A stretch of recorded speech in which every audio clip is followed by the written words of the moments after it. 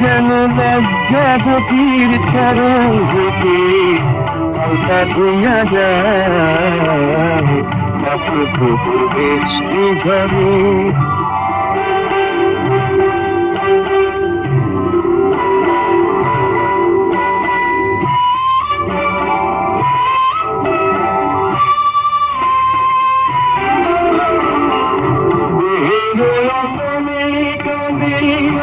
যেন কারণ দেহের অঙ্গনে কান্দে যেন কারণ কোটি কোটি থমকিয়া থেমেছে যৌবন।